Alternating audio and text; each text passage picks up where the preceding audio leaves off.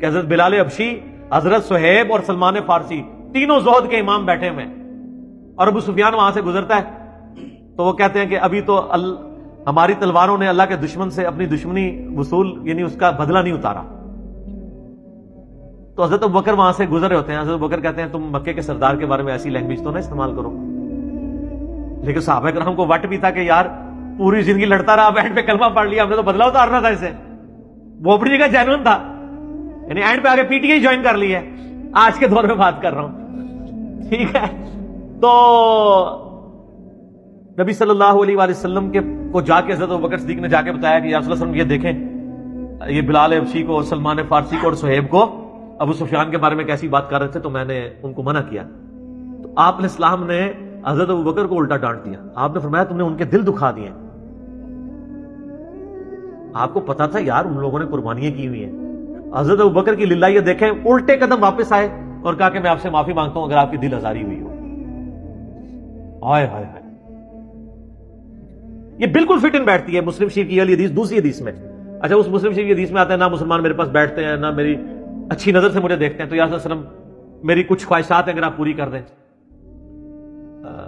آپ میں بتاؤ کہ یا رسول اللہ صلی اللہ علیہ وسلم میری بیٹی ہے ام حبیبہ، اگر آپ اس کو اپنے نکاح میں لے لیں، میرا آپ کے ساتھ ایک رشتہ قائم ہو جائے، مسلمان مجھے رسپیکٹ دینا شروع کر دیں گے.